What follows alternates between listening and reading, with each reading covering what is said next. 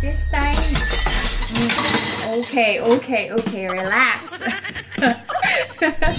Sa mga asawa dyan na lalaki, huwag din kayong tamad. Tulungan nyo din yung mga asawa nyo or yung partners nyo. Kailangan din namin ng tulong. Help! Tsaka huwag na kayong maghintay na utusan kayo. Magkusa na din naman kayo. Please lang. Pag-pray nating lahat to netizens na pumayag si Alex. Amen na! Claim ko na yan. Hopefully, makuha sa lambing ang aking asawa. Kailangan ko na bang galingan? Hi, baby!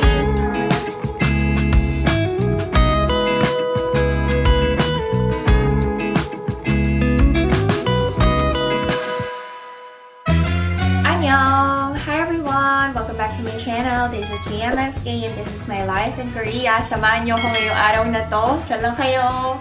Prepare tayo ng breakfast.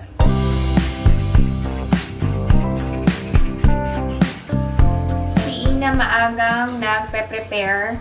Graduation pic nila today. Grabe. Soon, may high schooler na ako. Kami pala ni Alex.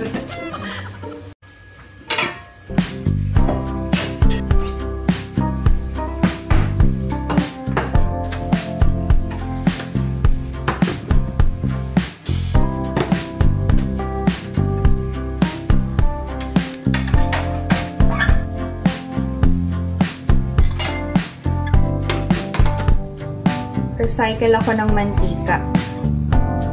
Meron natirang tteokgalbi. Ipapainit ko lang. Si Ina hindi daw kakain ng breakfast. Magluto na ako ng garlic fried rice for eating.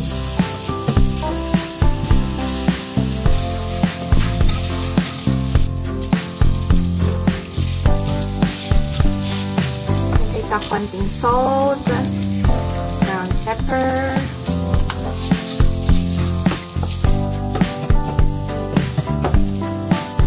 Parang ang onti nung rice nito. Dagdagan ko pa konti.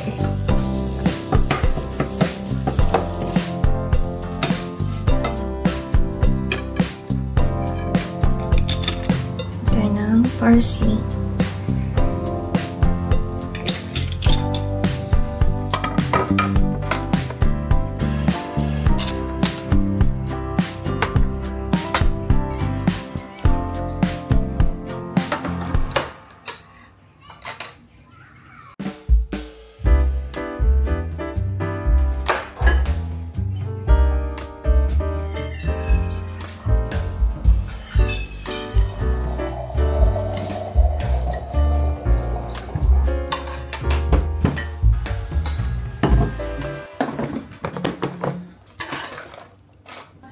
Itong hair clip, binibili namin to.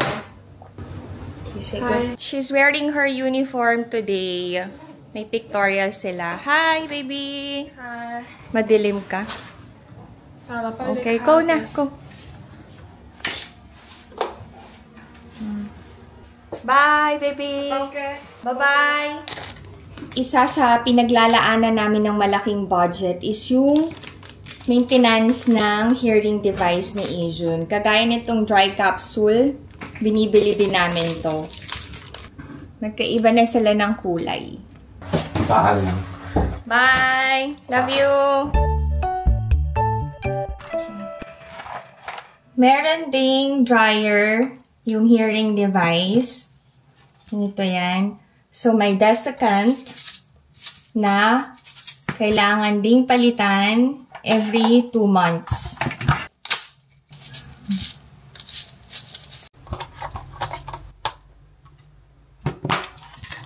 Ayan. Saksak lang. May on.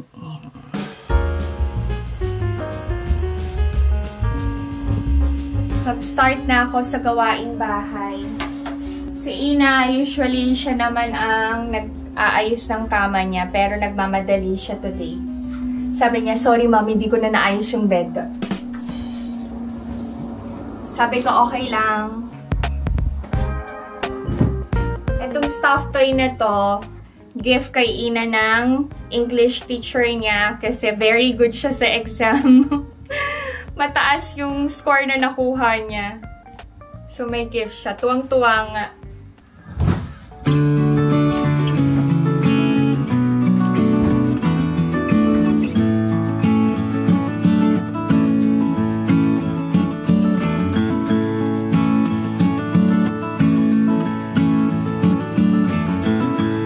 Dito tayo sa room ni Adrian ngayon.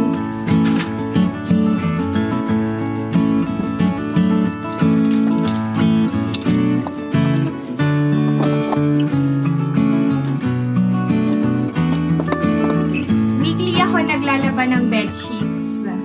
Pero ang ginagawa ko, wash, dry, tapos use ulit.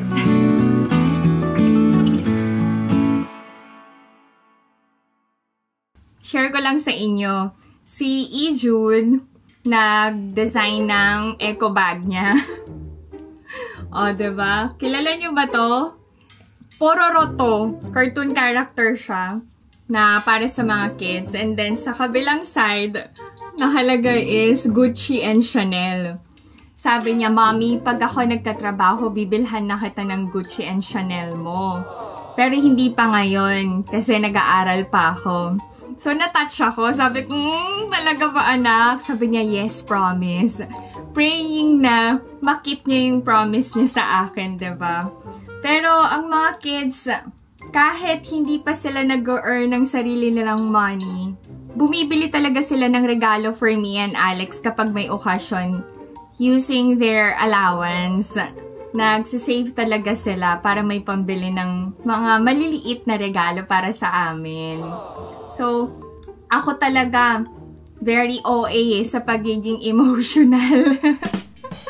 Yung mga maliliit na bagay, sobrang kilig na ako and napapaiyak talaga ako. Lalo na kapag si Alex, Ina, and Ijun yung gumagawa para sa akin. Kasi feeling ko, valued ako.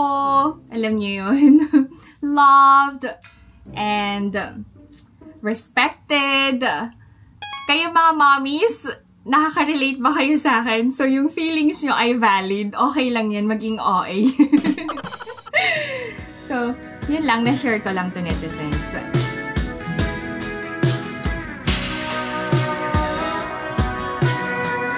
Sa master naman tayo mag-aayos.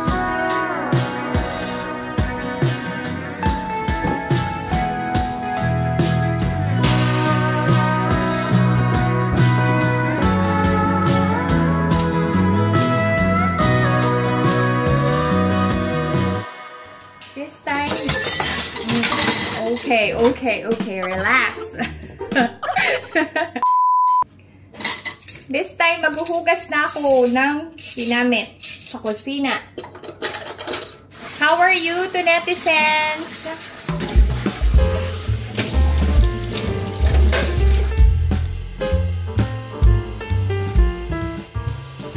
Maglilinis ako ng mga electric fans. Kasi maalikabok na.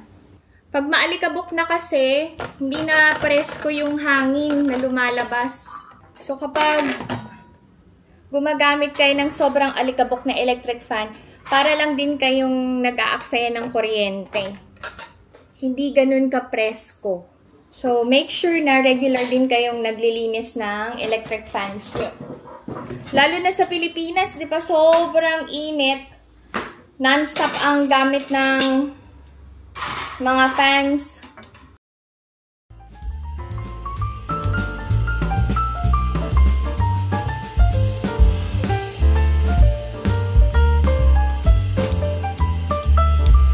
Gamit ko yung dishwashing liquid. Nilagyan ko lang ng tubig. Lahat ng gawain ko today naka-schedule. Para siguradong matapos ko lahat.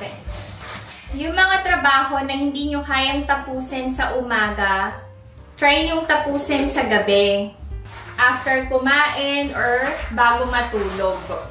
Pero huwag nyo masyadong pagurin yung sarili nyo, ha? Pag hindi na kaya, huwag nyo nang ipilit. Ipahinga nyo na. Lalong-lalo na dun sa may mga trabaho pa. Ako kasi full-time housewife na eh. So, madami talaga akong oras. Pag hindi nyo na kaya, you ask for your husband's or partner's help. So, sa mga asawa dyan na lalaki, huwag din kayong tamad. Tulungan nyo din yung mga asawa nyo or yung partners nyo. Kailangan din namin ng tulong. Help! Help!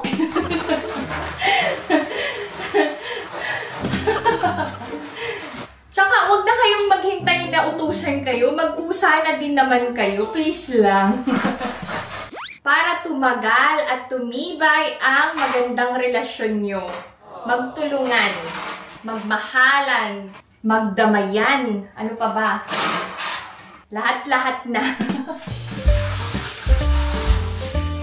Kasabay na nito ang paglilinis ng common bathroom.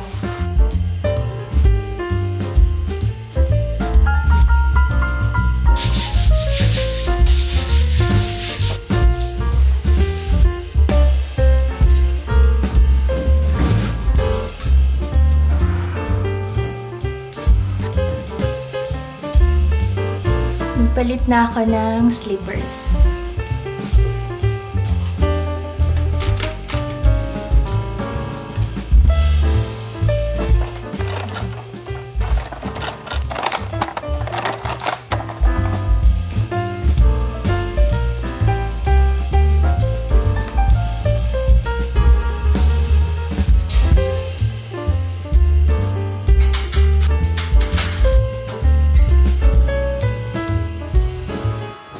This time, magva-vacuum na ako. O, diba? Gawaing bahay talaga ang content ko ngayong araw na to. Sumabay na kayo. Kung tinatamad kayo, go get up and work with me.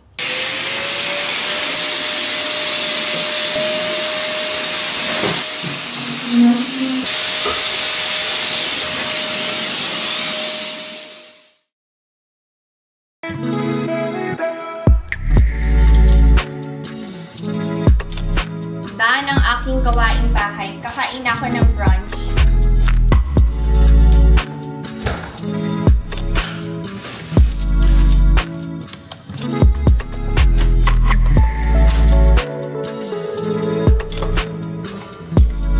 Nag-steam ako ng broccoli.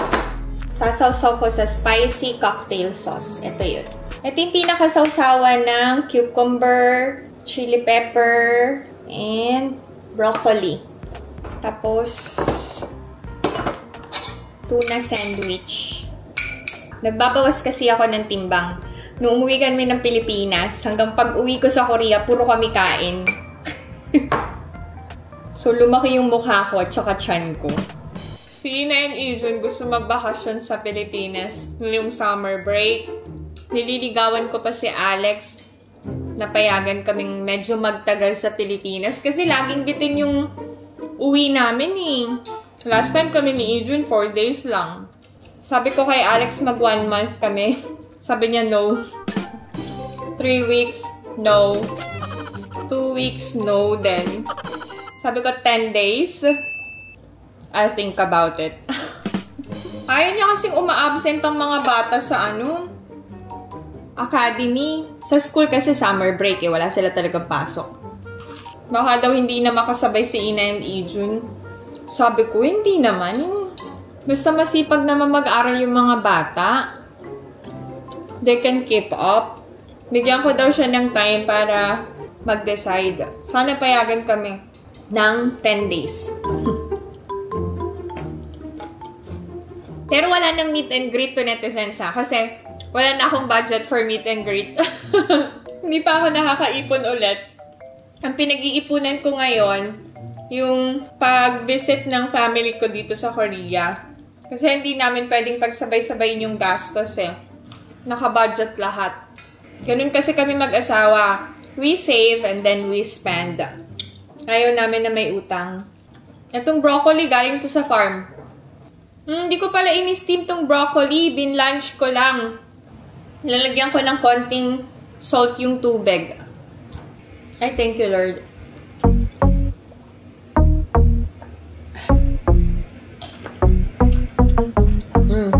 Maasim-asim. Lasang siniguelas talaga tong mini plums.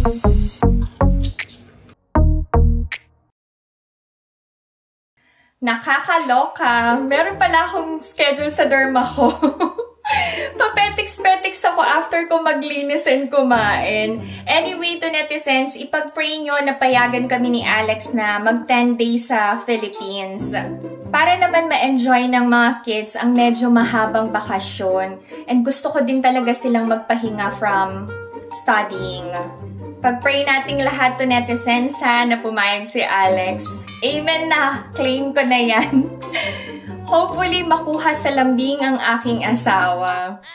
Kailangan ko na bang galingan? Anyway, alis na ako to netizens. Thank you sa pagsama sa akin ngayong araw na to and sana naging productive din kayo together with me.